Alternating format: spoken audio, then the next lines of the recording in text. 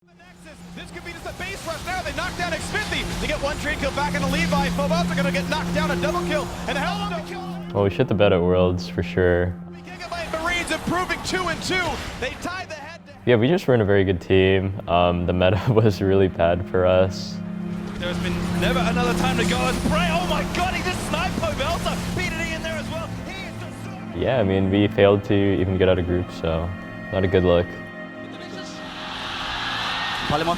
Hit the Nexus. Oh.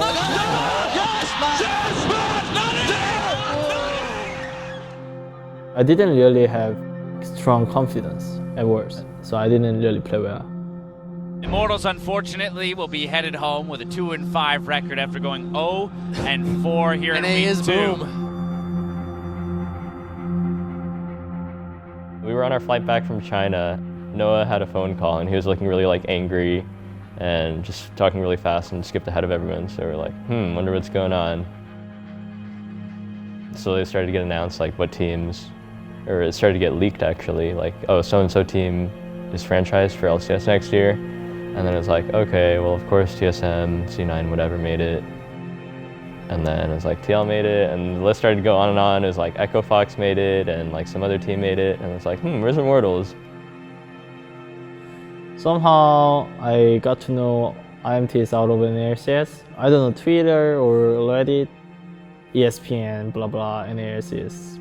IMT is not NALCS anymore. I was like, what the fuck? And that was really stressful because I thought we're gonna play together again.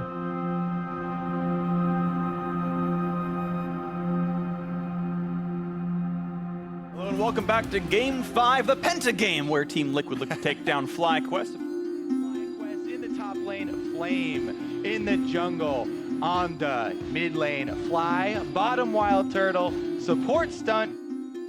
I was happy to see Stunt and Anda play on stage because they didn't have chance to play on stage when they were in IMT. And this one, as Impact's running away, does have flash. So gets booted up, Q's gonna land. Oh, the W doesn't land for Flame, he flashed late, and it would have meant the kill! I'll be coming top too, I'll be coming top. Yeah, I'm chasing. Let's all go top, guys. I'm chasing. Rotate to top, rotate to top. I'm looking top. I'm looking top, can ulti now. Yeah. Flame forced to run, but he's slowed by that frozen mallet. You got mallet? Yeah, no flash, no flash. Keep going. Yeah. Yeah. Looking at top. Can I ulti? Yeah, I'm looking Bob. Nice. You got stun. Look Jack stun. Looking Bob here, easier. While Tony will lose his life as well, Doublelift wins that to a 1v1. A few more shots come in, that's the game. Liquid improve, and they will once again tie at 3rd and 4th.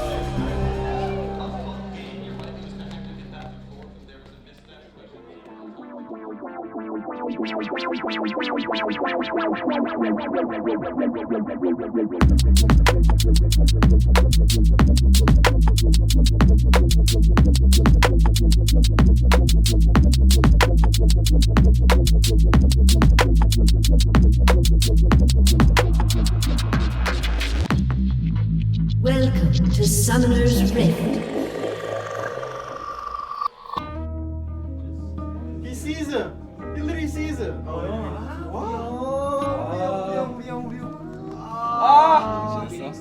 Piglet.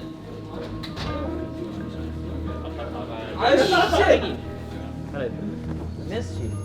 No, I don't miss European, you Oh, know? whatever. Bloody David. 네. Always bad. Process of revamping our roster in this offseason was pretty easy to make that decision simply based on all of 2017 results.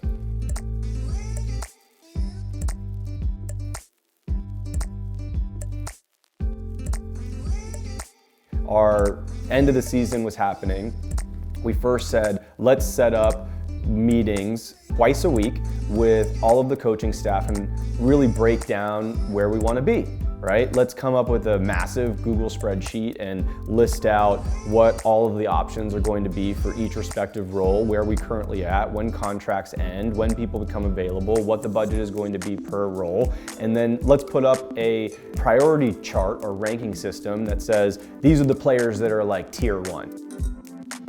one of the interesting things that happened in this offseason in comparison to other seasons is that you didn't really know what the teams were going to be in the league, right? Like we had submitted this huge, enormous application and we had hoped that we were going to be in the LCS franchise. There's a lot of like moving pieces. And then the moment Immortals came up and it was like, Immortals didn't get in. It was like, okay, that changes all of our plans. I drove over to the Immortals campus and I sat down with Noah in his office and we were kind of negotiating back and forth, and then I tell him that I'm walking away from the deal, and it's just this whole dramatic thing. It would have been insane if it was captured on video. It would be really cool to watch. Finally we get to the point where we're writing stuff down on a yellow tablet and we have all the players and we have the mount and everything. And stepped outside, I called the coaching staff. I'm like, look, I'm here, this is the deal. Do we want to do this? It's either now or it's not going to happen. And the coaching staff were like, okay, well, let's think about it. I'm like, you literally have 10 minutes. We've been thinking about this for the last 3 months. Like, now is the time. Like, do or die. We do this or we don't do this. Like, what is your opinion? And I think there was a differences of opinion, but like the majority wanted to and I wanted to. So we said, look, once the decision's made, we're all rowing in the same fucking direction. Grab an oar, let's go, right? And so we ended up doing the deal. I shook hands with Noah, and that was the first piece. The roster, I think the roster we were gonna go for, with the knowledge that we had at the time, was Xmithie jungle, Pobelter mid, and I think we were trying to find a use for Dardoch actually, whether that be like top lane, whether that be support. We were even considering AD carry. Like, we were actually considering like role swaps, and he was down for that. We really valued Dardoch as a player.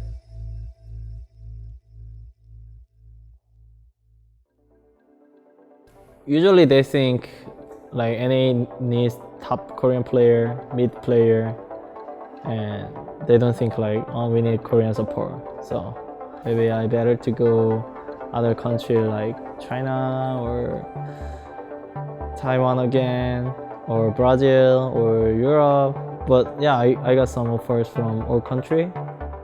I was ready to join other country, not USA, but yeah, somehow I got offer from NA teams, and I was really shocked. Why they need?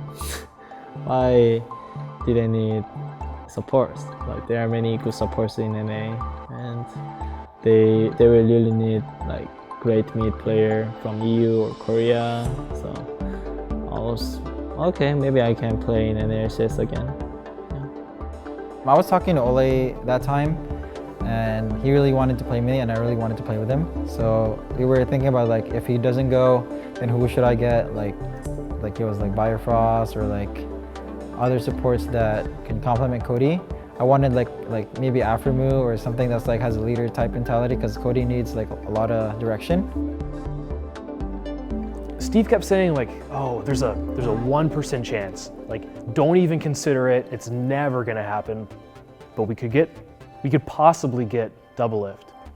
And we're like, oh, it's one of like Steve's crazy ideas, like it's probably not gonna happen. I had heard from Andy that there would be a possibility, after me pestering the fuck out of him, if it would be possible to sign Doublelift, that he was possibly going to sign Sven and Xmithie. And I said, okay, look, if you end up signing them, I would love to make an offer to you, and the type of offer where you would have 24 hours to accept it or not. I would throw a price at you, and if it was acceptable, then great. If not, I'm gonna say no, I'm gonna walk away and we're gonna go find some other alternative. I'm not gonna go and deal with you trying to bid up this offer. Like, I'm gonna make it a healthy offer, and you just accept it or not. He ended up calling me one day. He said, look, we just signed Sven and Xmithie.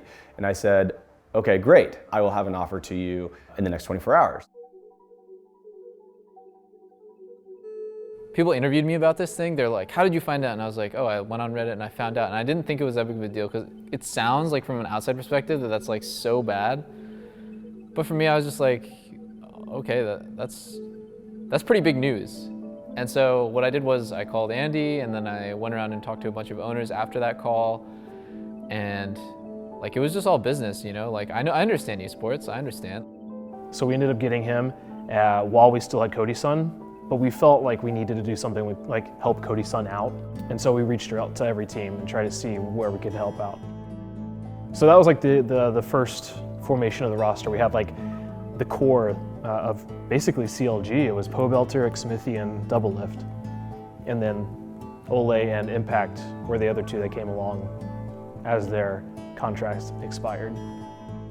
Yeah, Steve told me that. Oh, you must join Team Liquid. I said, why? And they said, because Doublelift will join Team Liquid. And I said, that's interesting, but I have confidence to beat him without AD carry. And he said, no, you must join Team Liquid because we also have Pobelter and Jake. So, and I just asked Jake and Eugene, what do you think about Doublelift? And they said, oh, he was nice. He played really well and he practiced a lot. So, okay. But Peter was not the first reason why I joined Team Liquid. I joined Team Liquid because Jake and Eugene. I always think about player first. If good, yeah, one is fine. But Liquid is both is good, player really good, and one is good too.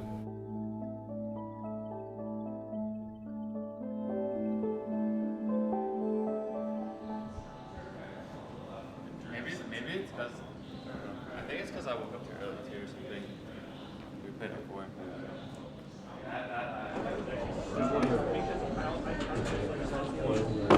Liquid on 3. 1, 2, 3. Liquid! Kite. We're not winning. And that's going to be enough to lock him down. We find Olleh on the ground. Now they're going to get the last breath over onto Pobelter. He entered the fight thinking it was there. Phoenix trying to deliver damage over the wall. Oh! He knows he's going down in the trade, but he wants to kill. Pobelter now a sliver of health. Going to focus down one. Adrian just busts himself out. How are they still alive?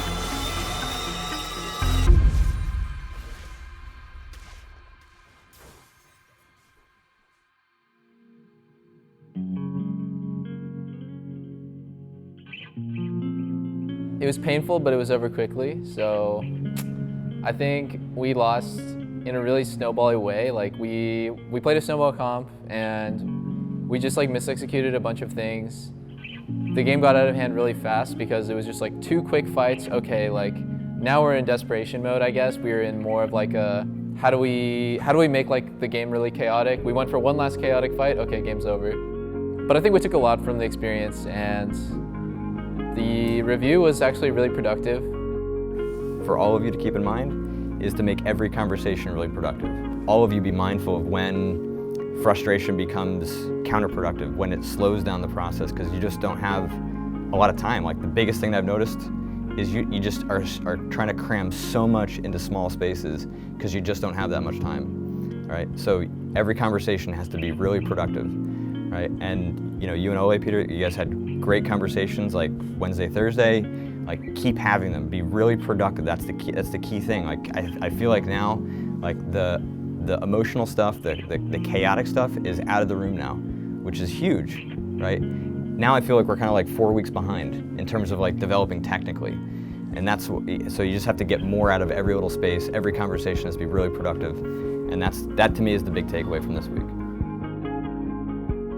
Weeks 1 to 4, we made like 0 progress on this shit. It was like hopeless in my opinion. And then now, I'm like confident to say like we're actually making good progress every day. I'm feeling it. Like now I feel more like I'm playing on a team, like a real team.